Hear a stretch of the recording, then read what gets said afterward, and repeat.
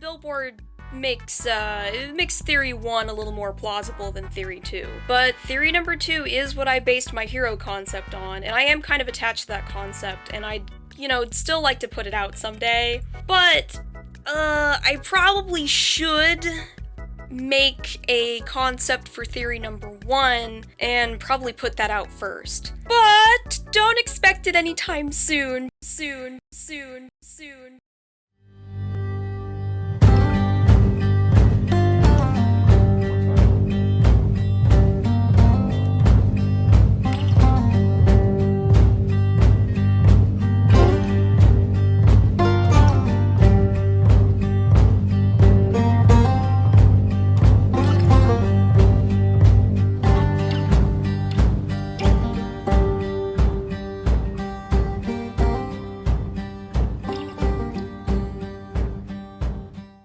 So, I've made some adjustments to my BRIT theory since the last time I talked about her.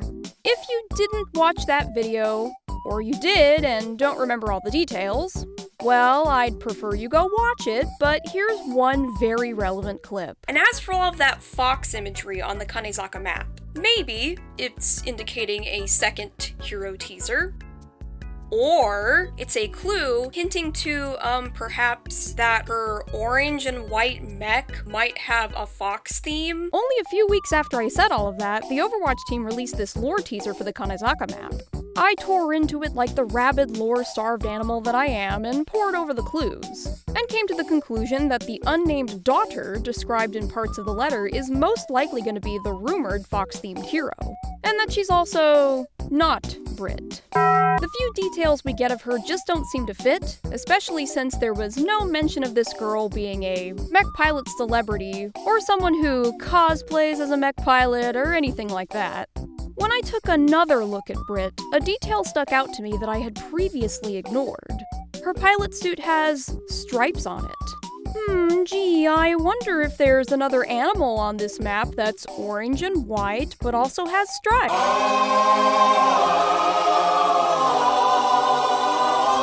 I think it's a safe bet that BRIT will, in fact, be a tiger-themed hero. Taking into account what we know so far about Kanezaka, BRIT's affiliation with tigers could actually have some very interesting implications for the rest of her potential lore. According to Asa Yamagami's letter, the Tiger's Den bar in Kanezaka is owned by the Hashimoto clan, a criminal organization that's muscling in on the waning Shimada clan's turf. It's safe to assume that tigers are the animal that this clan has adopted as their symbol, like how the Shimadas are associated with dragons and the Yamagamis with foxes. Could this mean that BRIT is secretly connected to this criminal group in some way? Financially sponsored by them, or maybe even a blood member of the clan? Is she going about her business unaware of what the Hashimoto clan is up to? Or is she in on it? Is she a hero with shady connections? Or a villain playing at heroism? Either way, BRIT as a Hashimoto clan associate would be the perfect pretense to pit her and the vigilante fox girl against one another as rivals. The Yamagami letter might even be foreshadowing this exact plot point. Another detail I'd like to mention is a small change to BRIT's billboard when Kanezaka went to the live server. The devs removed the Fujita logo both from the billboard itself and the little sign next to its building. The text on the billboard still advertises a virtual travel agency, but no particular brand or company. To me, this says two things. She's ultimately meant to be associated with someone or something else, and the fact that they bothered to change it at all seems to confirm that the billboard is not just some meaningless, recycled art asset only destined to be a minor background detail and nothing more. There wouldn't be any point in going out of their way to alter it if the billboard didn't matter. Anyway, here's my best guess for what the rest of her mech might look like. I tried my best to go off of these references and went for tiger-like without stepping into Voltron mech territory. After all, Diva's mech is bunny-themed, but only vaguely constructed to look like one. The tiger theme doesn't stop at the mech either. My overarching theory for her kit is that it will be based around Japanese mythology surrounding tigers. The Byakko in particular, which just so happens to be a yokai tiger. Well-itty. Stop that! Guess what, motherfucker? I'm a gamer. I'll rock your world.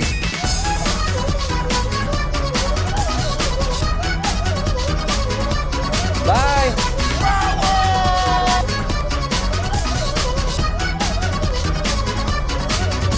The passive's called Gohyaku, which is Japanese for 500, a reference to tigers becoming byakko if they live for 500 years. Just like the myth, BRIT becomes more powerful the longer she's alive. All of her damage stats scale up by 0.2% per second, or 1/5% if you prefer fractions, and reset upon her death or the end of a round. The only way to counteract this reset is with Mercy's resurrection, which I foresee being harder to pull off in Overwatch 2 without the protection of a second tank. I don't want this passive getting too crazy powerful in matches where the BRIT player clearly has a good gaming chair, so I'm capping the percentage gained at 100, aka double her base damage.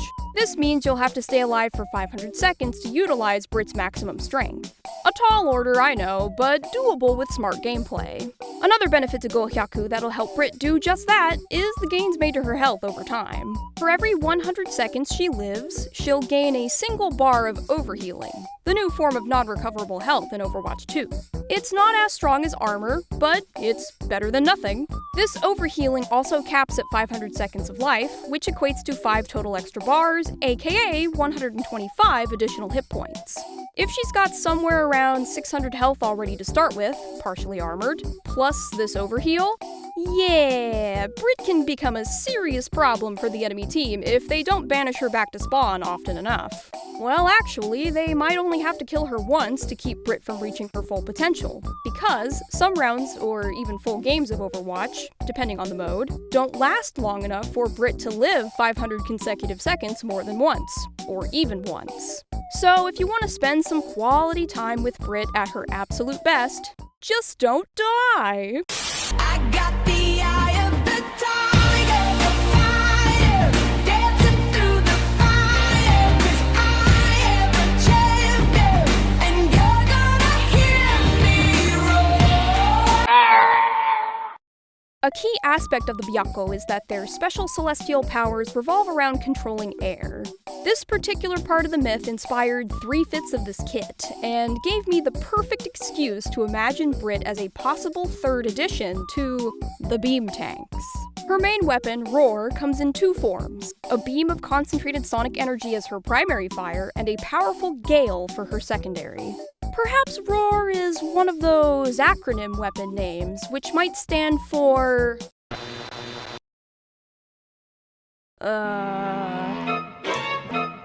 Let's see. Resonant, oscillating, air? Really hurts bad. Yeah. Primary Roar deals 100 to 200 damage per second, with a maximum range of 15 meters and a maximum duration of 5 seconds of continuous use before it needs to reload. Using it also inflicts BRIT with a 25% movement speed penalty. However, the reload time is faster than average, only 1.25 seconds. That's it, I'm kicking your ass. That might sound way too powerful for a tank, but it's actually only a little stronger than Zarya currently is. Emphasis on currently, because Zarya's 95 DPS base damage and 170 DPS max damage will most likely get buffed in Overwatch 2. I won't be surprised if primary fire reload times are lowered across the board for tanks either. If you haven't heard yet, Overwatch 2 is moving to a 5v5 format for quick play and competitive, and the entire tank category is getting a major rebalance overhaul. Every tank will have to function as a solo tank, and therefore must be more powerful than they are now. Don't be surprised if 100 plus average DPS becomes the norm for tanks. Except maybe for Winston. I don't want to live on this planet anymore. The secondary Roar is all about crowd control rather than doing damage. Instead of a beam, BRIT spends half of Roar's ammo to expel a blast of wind that pushes enemies precisely 10 meters away from you. In other words, no matter where they are to start, they'll end up 10 meters from wherever BRIT is when she uses it. Someone 5 meters away will travel another 5 meters, someone 8 meters away will only travel 2, etc., etc. Ah, but that's not even the full potential. The Gohyaku passive has a unique interaction with this attack. If BRIT lasts 250 seconds without dying, her gales transform into mini tornadoes.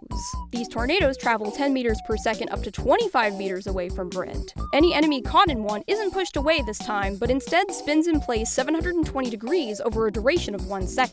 The spinning enemy can still fire their gun, but probably not very effectively, unless the enemy in question is a level 3 beam Symmetra and your team decides to stand in a circle around her for some reason. The ammo consumption is the same in this form, by the way, so she can fire off 2 tornadoes before the reload animation intervenes in her reign of terror. Okay, now that I've hyped it up, I'm gonna throw down the major drawback of this move. The other tanks are completely immune to it.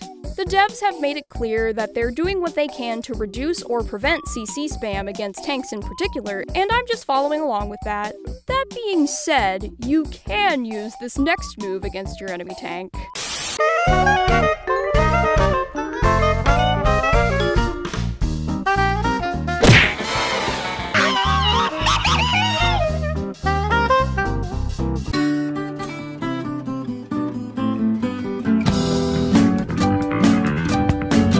There's one little thing I predicted in my Mauga concept that was proven true in the official Overwatch 2 PvP livestream. Tanks will be getting the vast majority of any new crowd control moves going forward. In fact, they might be the only class getting any crowd control moves from now on.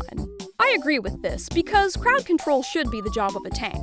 And now that all tanks are going to be solo tanks in Overwatch 2, they'll need it more than ever. That's why I'm giving her another CC move, Tackle. BRIT launches her mech forward up to 10 meters and barrels over a single enemy. They're pinned by the mech and take 50 damage, or 100 damage at full Gohyaku power. The pin lasts for 2 seconds before BRIT automatically hops off of her victim, but you can get off of them sooner by tapping E again. The enemy you tackle will stand up a half a second afterwards. Even at full power, this move won't kill anyone at full health, but it's a great teamfight initiation tool, especially against the enemy tank. However, it's not an instant win move either. The enemy tank can counter it with their own CC moves if you're not careful. You're only one Sigma Rock, Roadhog Hook, or Reinhardt charge away from looking like a clown. Orisa in particular is well prepared to deal with your nonsense. But hey, if the enemy Sigma throws his rock in frustration at your Valkyrie mode Mercy, It's free real estate. even with a smorgasbord of counterplay options, a move like this could still be too powerful and too annoying without a hefty cooldown to go with it. So you gotta wait 10 seconds before you can use Tackle again. Unless you use it purely for mobility. If your Tackle hits no one, the cooldown only lasts 5 seconds. Whether you're trying to get back to point faster or you just wanted to pin down that annoying Tracer and missed, you'll only have to be sad for half the time.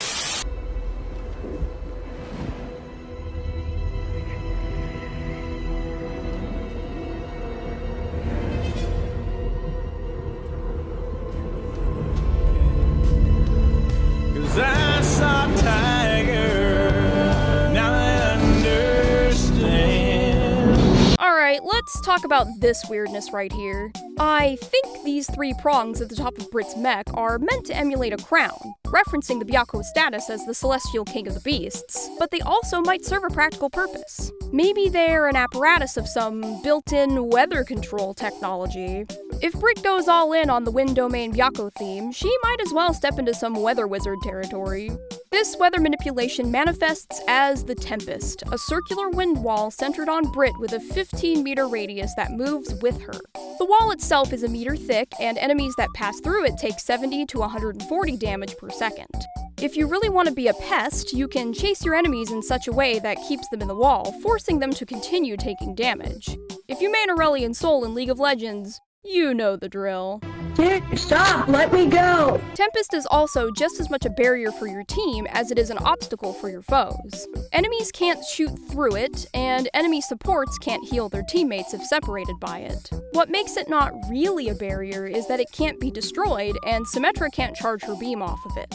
Almost all upsides for BRIT and her allies, except it won't offer any further protection if the whole enemy team decides, oh to heck with it, and comes on in anyway to fight y'all inside of it. The maximum duration of Tempest is 12 seconds, and because of just how good it could be to have an unbreakable killer barrier for that long, this ultimate's really gonna cost ya. As in, the number of points you'll need to activate it will be well above average. Heck, I could easily see it usurping Sound Barrier as the most expensive ultimate in the game. Whatever the exact point threshold ends up being, her Gohyaku passive will help you reach it faster. Not directly, but as a side benefit of doing more damage the longer you're alive. If the enemies are too smooth-brained to ever figure out how to end you, then the match truly will be free real estate for the Queen of the Beasts.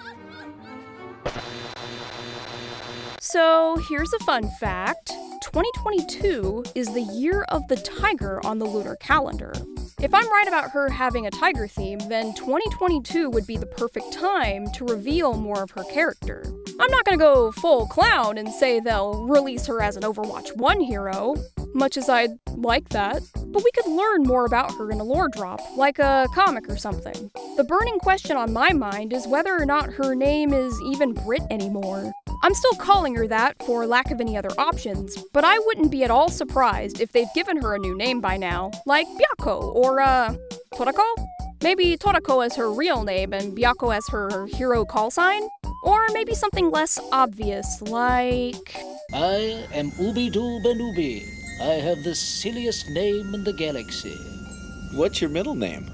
Scooby-Dooby. If they do decide to tide us over by adding a new hero to Overwatch 1, then young Miss Yamagami would be the more likely candidate, because we already got a proper teaser for her.